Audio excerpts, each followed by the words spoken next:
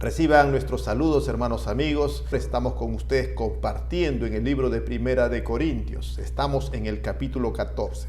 El día de hoy trataremos la segunda parte del tema usos y propósitos de los dones espirituales en el culto público. Sí, hoy veremos desde el versículo 29 hasta ya el versículo 40 terminar con este capítulo, el cual es de mucha edificación para la iglesia del día de hoy. Bendito sea Cristo. Ya en la primera parte de este tema sobre el uso y propósito de los dones espirituales, don de lenguas y profecía en el culto público, en la primera parte hemos visto ya acerca del buen uso, el adecuado uso del don de lenguas en el culto público. Ya el apóstol Pablo nos ha dicho que si no es para edificación de toda la iglesia y solamente es edificación personal y no hay quien interprete en el culto público, el que habla en lenguas debe callar, debe abstenerse de hablar, orar o cantar en lenguas si no hay un intérprete.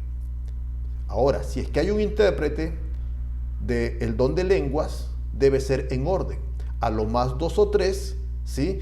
Y por turnos. Debe ser de manera ordenada. El culto público nos ha dicho que tiene lugar para poder dar oportunidad a todos los dones espirituales que se manifiesten, siempre y cuando sean para edificación de la iglesia, ¿sí? Pero tiene que ser en orden, por turnos. Todos pueden manifestarse a lo largo de los diferentes cultos que se den durante la semana o el mes o en las diferentes reuniones. Pero dentro de cada culto, dentro de cada servicio, debe haber un orden y un tiempo específico para cada manifestación de este don. En este caso hemos visto ya el don de lenguas. Bien, ahora pasamos ya a lo que es la segunda parte de usos y propósitos de los dones espirituales en el culto público. Y en esta oportunidad va a centrarse más en el don de la profecía. Y vamos ya con el versículo 29. Dice así la palabra del Señor. Asimismo, los profetas hablen 2 o 3 y los demás juzguen. Bendito sea el Señor. Amén. Ahora va a tomar el apóstol Pablo el tema del don de la profecía dentro del culto público, ¿sí? Esto es importante, dentro del culto público. Dice que el don de profecía en el culto público va a estar limitado en cuanto al número de participantes, ¿sí? Dice que pueden ser 2 o 3 a lo más, ¿no? Y los demás juzguen. ¿Qué quiere decir cuando dice que los demás juzguen? Es decir, que el don de profecía, la manifestación de ese don de profecía, las palabras que diga el hermano o la hermana que está dando ese mensaje profético, está sujeto a ser evaluado por la iglesia. Y cuando decimos por la iglesia, debe ser por los líderes de la iglesia, las personas que están más capacitadas en la palabra de Dios para poder discernir tal o cual mensaje que se está dando. ¿Sí? En ese caso son los pastores, los maestros de la iglesia, los llamados, los líderes o ancianos de la iglesia son los llamados a evaluar ese don de profecía que se está manifestando. Por eso el apóstol Pablo le dice a los hermanos de Corintios, ¿no? 2 o 3 a lo más profeticen, los demás juzguen, los demás evalúen. ¿Por qué? Y también en Primera de Tesalonicenses 5:20 el apóstol Pablo da la siguiente indicación, miren, en cuanto al don de profecía. Dice así, no menospreciéis la profecía, examinadlo todo, retened lo bueno. ¿Sí? Entonces aquí vemos algo importante que hay que tener en cuenta. El don de profecía en el Nuevo Testamento, ¿sí? Ha de ser evaluado, ha de estar sujeto a evaluación de ese mensaje. Gloria al Señor. Está subordinada, está sujetada la manifestación del don de profecía a la autoridad de la palabra de Dios. ¿En base a qué se va a juzgar cualquier mensaje profético que venga en la iglesia? En base a la palabra de Dios. Amén. Entonces, por ejemplo, 1 Pedro 1:19 dice, tenemos la palabra profética más segura, a la cual hacéis bien en estar atentos, como una antorcha que alumbra en lugar oscuro, hasta que el día esclarezca y el lucero de la mañana salga en vuestros corazones. El apóstol Pedro hace referencia a que la palabra profética más segura, infalible, es las Escrituras, la Biblia. ¿Y dónde quedan los mensajes proféticos del Nuevo Testamento? Quedan sujetos, subordinados a la evaluación bíblica de ese mensaje. Gloria al Señor. Por eso dice 1 Tesalonicenses 5:20, no menospreciéis la profecía. Hay que examinarlo todo. y retened lo bueno, ¿sí? Entonces, el primer concepto, cuando se manifestaba o se manifieste un mensaje profético, hay que evaluarlo, ¿sí? Hay que evaluarlo a la luz de la palabra de Dios. ¿Y quiénes son los llamados?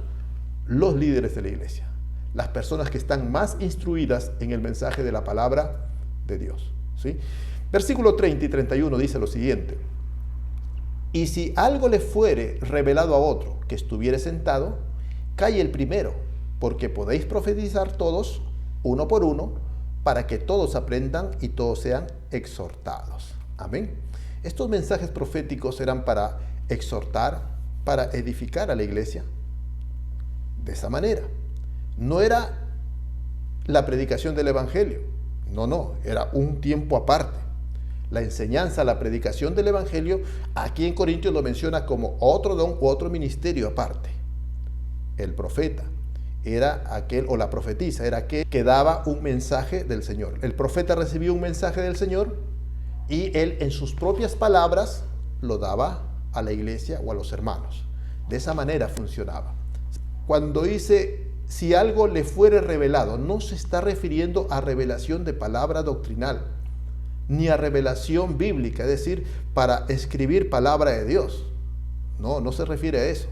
Se refiere al mensaje profético de edificación, de exhortación sobre cuestiones cotidianas, sea en el tiempo presente, en el tiempo pasado o en el tiempo futuro que vendrá, ¿sí?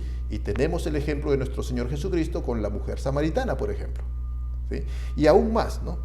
Este don de profecía está sujeto al orden y a un tiempo específico. Y ahí dice el apóstol Pablo, inspirado por el Espíritu de Dios, en el versículo 31, porque todos podéis profetizar uno por uno, ¿sí? Para que todos aprendan y sean exhortados. No, cuando dice todos pueden profetizar uno por uno, no se refiere que todos lo van a hacer en el mismo culto. A lo largo de los diferentes cultos, todos pueden tener participación, pero en cada servicio, máximo 2 o 3, para no ocupar todo el espacio del servicio culto en la manifestación de un solo don como es la profecía. Hay que dar lugar al mensaje de la palabra de Dios, a la enseñanza de la palabra del Señor, ¿verdad? Entonces todos pueden profetizar, pero a lo largo de los servicios siguientes. El beneficio de la profecía para la iglesia es mayor, ¿no? Mayor cuando viene con enseñanza, exhortación y consolación para la iglesia, nos está diciendo.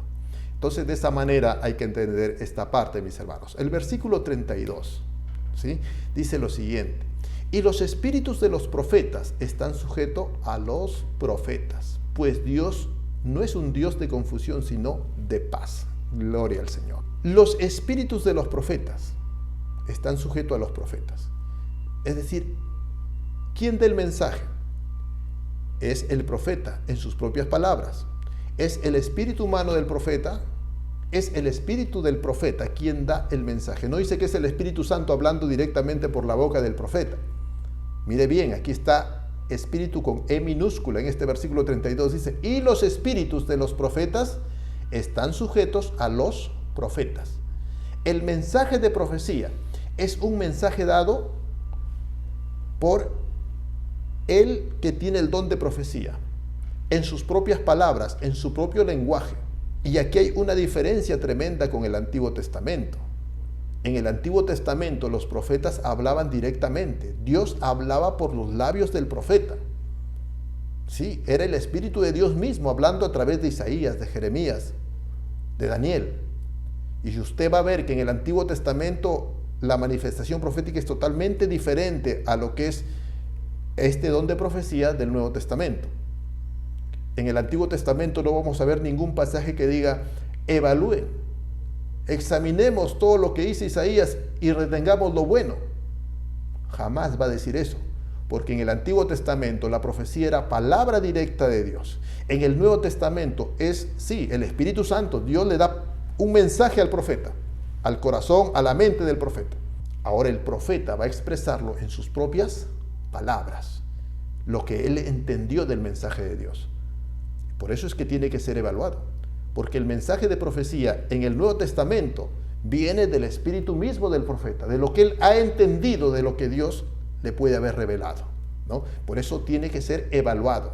Entonces aquí también nos dice, ¿no?, que los profetas tienen control, dominio propio sobre su mensaje, sobre su profecía. Las manifestaciones de Dios no son de manera como un éxtasis en el cual se pierde la conciencia, no. Cuando alguien está recibiendo un don profético, un don de lenguas, por más sobrenatural que sea, siempre va a ser bajo la conciencia de aquel que está recibiendo ese don o ministrando ese don. Y aquí lo dice exactamente para lo que es algo muy controversial que ha sido durante la historia de la iglesia, el don de lenguas y el don de profecía, algo que aclara y debe quedar claro para todos los tiempos. No son dones en los cuales la persona, el creyente, pierde la conciencia, está muy consciente y puede controlar muy bien la manifestación de ese don. Si el pastor le dice, basta hermano, será para el próximo culto, el creyente tiene que sujetarse, ¿sí? Sujetarse y esperar su turno. ¿Sí? De esa manera actúa el don de profecía. Dice, los espíritus de los profetas están sujetos, por tanto pueden esperar su turno, pueden esperar la señal del que está dirigiendo el culto para que tenga su participación. No es que ya no aguante y no puede sujetarse y tiene que hablarlo. No, si hay un orden, hay que respetar el orden. Sobre la manifestación del don de lenguas y el don de profecía está el orden y sujeción y respeto a la autoridad, ¿sí?, y a la palabra de Dios, que priman sobre toda manifestación personal. Gloria al Señor. Vamos a ver en el Nuevo Testamento, en el libro de los Hechos. Por eso el libro de los Hechos es un libro histórico que hay que interpretarlo a la luz de la enseñanza doctrinal, por ejemplo, de una carta doctrinal como 1 Corintios. Vamos a ver que en el Nuevo Testamento habían muchos profetas. Por ejemplo, en Hechos 11:27 nos habla acerca del profeta Agabo, ¿no? Agabo era un profeta que no escribió ningún libro de la Biblia, ¿verdad? ¿Dónde están los escritos del profeta Agabo? Es que esa profecía no fue para escribir revelación doctrinal y para ponerla en las escrituras, ¿no? Fue un profeta de la manera en que estamos viendo aquí en los dones de profecía. Y eso hay que interpretarlo a la luz de este libro de Corintios, que es la enseñanza doctrinal. Hechos 11:27 dice lo siguiente, por ejemplo: en aquellos días unos profetas descendieron de Jerusalén a Antioquía, y levantándose uno de ellos, llamado Agabo, daba a entender por el Espíritu que vendría una gran hambre en toda la tierra habitada, la cual sucedió en el tiempo de Claudio. Entonces, por ejemplo, en la primera iglesia, este ejemplo de Agabo dio a entender, dice, ¿no? Él dio en sus propias palabras lo que el Espíritu Santo puso en su mente y en su corazón, y él dio a entender lo que él interpretó, dio a la iglesia que vendría un hambre, una profecía sobre el futuro de esa zona de la iglesia. Y ocurrió de esa manera, ¿sí? Este fue un mensaje para prevenir, para poder alertar a la iglesia sobre un peligro externo que venía sobre esa zona o región. Y la iglesia fue edificada a través de este mensaje, ¿sí? De esta manera ocurre. Por ejemplo, en Hechos 21:10, dice así también otro ejemplo: llevábamos ya varios días en Cesarea cuando llegó de Judea un profeta llamado Agabo, el mismo profeta, y vino a vernos y tomó el cinturón de Pablo, del apóstol Pablo, se ató con ellos los pies y las manos y dijo: esto dice el Espíritu Santo, así atarán los judíos en Jerusalén al dueño de este cinturón, después lo entregarán en manos de extranjeros. Esta fue la profecía del profeta Agabo en relación a Pablo. Pablo el apóstol estaba regresando de su viaje misionero y estaba yendo a Jerusalén. Él quería ir a Jerusalén a testificar de Cristo. Pero el don de profecía a lo largo de su camino de regreso a Jerusalén, pues le advierte de que va a ser atado y que va a ser entregado a los gentiles, a los extranjeros, a los romanos. Y sí, algo así ocurrió. No exactamente como lo describe Agabo, ¿no? Pero va a ocurrir. Ahí dice: los judíos atarán a Pablo. Pero en lo que ocurrió no fue que los judíos lo ataron, sino fueron los romanos. Entonces, aquí vemos claramente que Agabo está dando en sus propias palabras lo que Dios le ha revelado. Ese conocimiento futuro que iba a ocurrir con Pablo, el Espíritu Santo reveló a su mente y a su corazón, y él lo manifestó, lo dio a entender en sus propias palabras, con su espíritu mismo, en su espíritu humano mismo lo dio a conocer. Por eso es que dice que hay que examinarlo todo. No prohíban al hablar en lengua, no prohíban el profetizar, pero sí hay que examinarlo todo, ¿sí? Y retener lo bueno, ¿sí? Entonces vemos aquí dos ejemplos de profecía en los cuales había que retener lo bueno, había que escuchar y analizarlo a la luz de la palabra del Señor. Bendito sea Cristo. Bien, hermano, entonces tenemos que tener presente esto, ¿sí? El don de profecías, el don de lenguas, tienen que estar sujetos a la evaluación, a evaluación a la luz de la palabra de Dios. El don de lenguas, el don de profecía, están bajo control de aquellos que tienen ese don. No pierden el control. No debe por qué aquel que habla en lenguas o aquel que profetiza perder el control o la conciencia mientras desarrolla este don. Es totalmente consciente. Y los líderes no debieran tener temor de poder exhortar o poder imponer el orden cuando alguien que tiene el don de profecía o el don de lenguas está hablando en la iglesia y eso está causando desorden. Con toda la delicadeza, con todo el amor, tiene que ser aplicado. Esta enseñanza está bajo los principios ya del amor de Dios. En el capítulo 13, Pablo ha hablado acerca del amor de Dios. El líder exhortará, pondrá orden en la manifestación del don de profecía y el don de lenguas con mucho amor. El creyente de la iglesia se abstendrá de manifestar su don, sea porque no hay intérprete, si es el don de lenguas. Tendrá que callar y abstenerse, ¿sí? Tal vez abstenerse de tener un momento muy gozoso, muy espiritual en su edificación personal hablando en lenguas en la iglesia. Tendrá que abstenerse y hacerlo en su casa o hacerlo en silencio, como dice el apóstol Pablo, por amor a los nuevos, por amor a la iglesia, por amor a los incrédulos, por amor a los visitantes, ¿sí? Igualmente, aquel que tiene el don de profecía quiere dar un mensaje profético, pero ya pasó su tiempo, tiene que sujetarse al tiempo, al orden que han dado, ¿no? Ya 2 o 3, ya se le dio el tiempo que la iglesia ha designado para manifestar este don, entonces tendrá que sacrificarse y esperar el próximo turno o dar ese mensaje al pastor de la iglesia y él administrará y él ayudará a poder administrar de manera adecuada ese mensaje. Amén.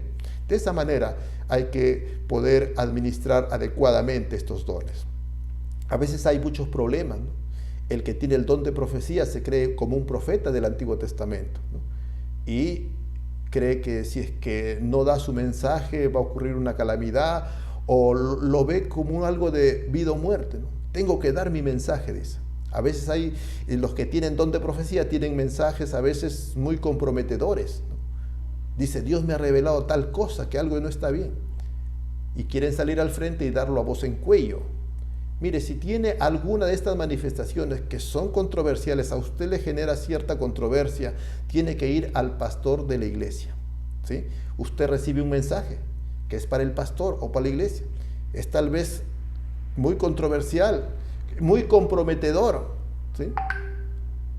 Lo adecuado es que usted vaya, si tiene el profeta, vaya al pastor, al líder de la iglesia y dé el mensaje. Ahora el pastor lo evaluará y verá la conveniencia si examina ese mensaje, retiene lo bueno y desecha lo que no conviene. Y usted como profeta tendrá que sujetarse a lo que su pastor diga. No, pero no lo van a hacer y va a venir la ira de Dios. Cuidado, hemos visto muchos casos de eso. A veces el profeta se desespera porque le hagan caso, ¿no? Porque se cumpla lo que él ha dicho. Ahí entra la carne también. Los profetas están sujetos a la palabra de Dios. Los profetas están sujetos a la administración de los líderes de la iglesia. Su responsabilidad termina con dar el mensaje, ¿sí? Si se cumple, lo hagan o no lo hagan, eso ya no es su responsabilidad. Usted es responsabilidad de quien está liderando la iglesia. A veces el profeta quiere tomar el lugar del pastor, quiere tomar la autoridad del pastor. No, eso es antibíblico. Eso no es así. Quien tiene la autoridad son los pastores, líderes o ancianos de la iglesia. Los demás dones están sujetos a la autoridad de la iglesia. Amén. Continuamos ya con la última parte de este capítulo 14, ¿no?, que nos habla acerca del rol de las mujeres dentro del culto público, o la participación, o nos habla de la participación de las damas o las mujeres en el culto público. Y va a tomar lo siguiente. Vamos al versículo 33, segunda parte, hasta el versículo 36. Dice así: como en todas las iglesias de los santos, vuestras mujeres callen en las congregaciones, porque no les es permitido hablar, sino que estén sujetas, como también la ley lo dice. Y si quieren aprender algo, pregunten en casa a sus maridos, porque es indecoroso que una mujer hable en la congregación. ¿Acaso ha salido de vosotros la palabra de Dios, o solo a vosotros ha llegado?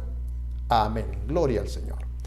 Bien, hermanos, esta parte ya habla acerca de cómo se estaba dando la participación de las mujeres en el culto público. Habían situaciones que también estaban causando desorden, así como estaba causando desorden el mal uso del don de lenguas, la mala administración del don de profecías.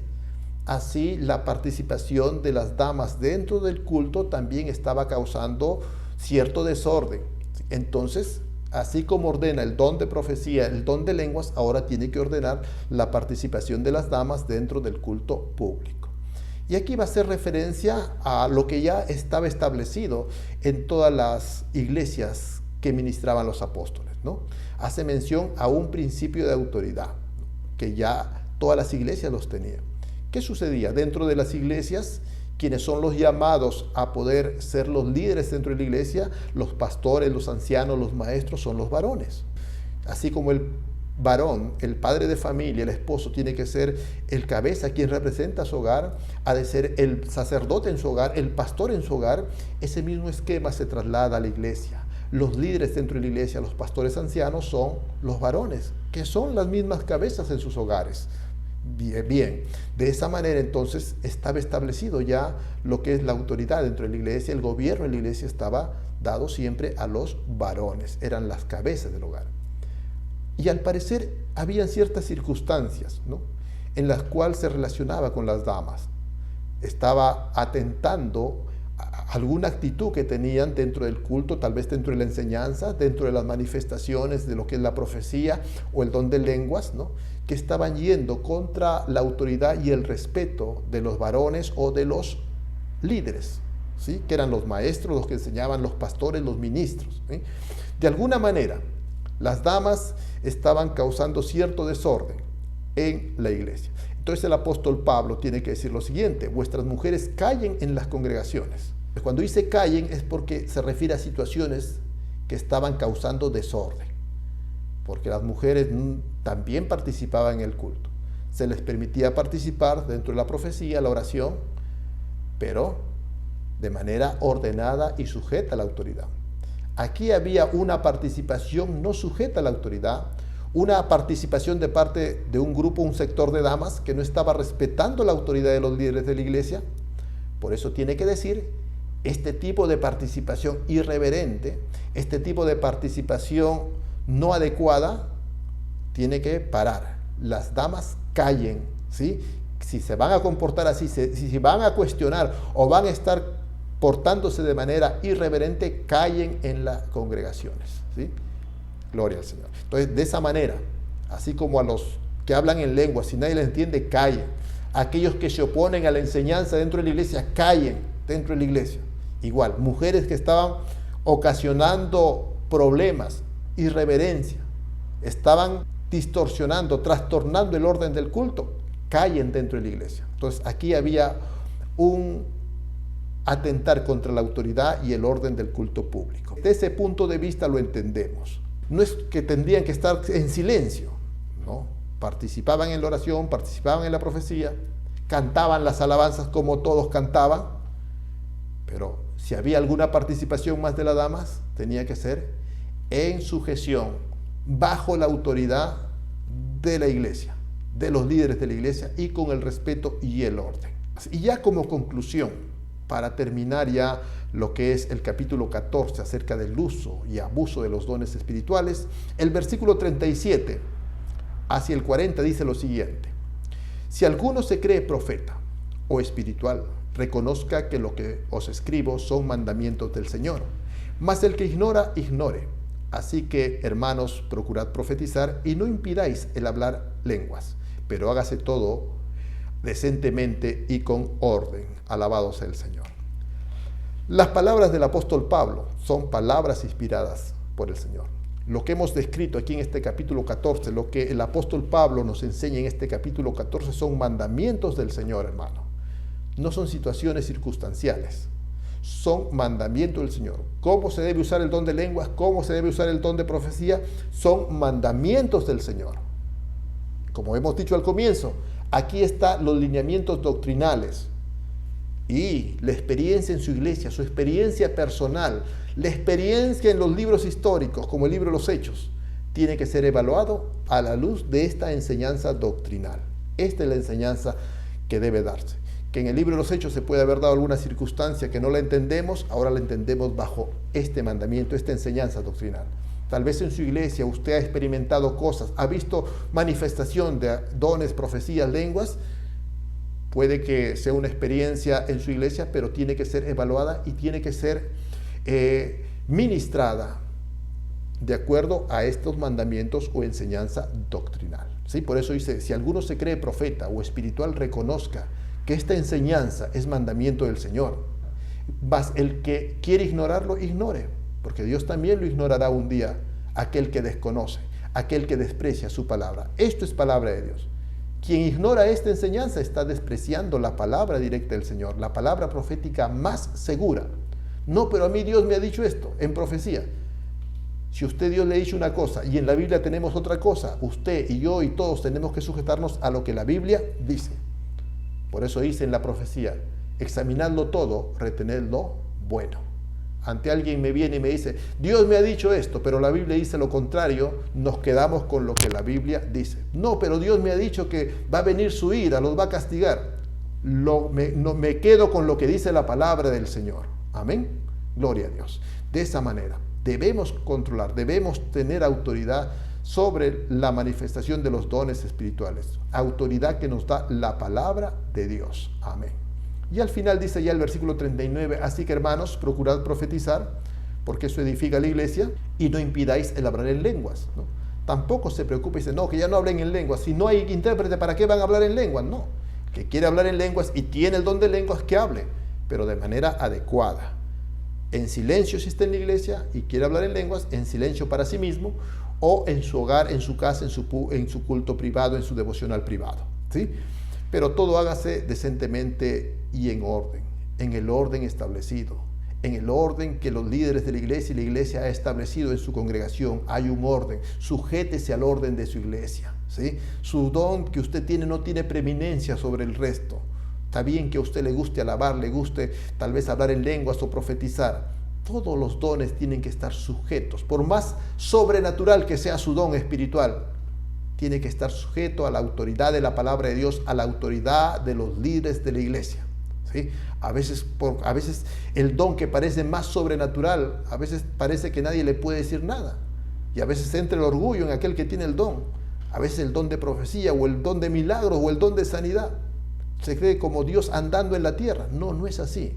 Todos los dones, por más espectaculares y sobrenaturales que parezcan, tienen que estar sujetos a la autoridad del pastor de la iglesia, de los ancianos de la iglesia, sujetos al uso y administración conforme la palabra de Dios nos dice.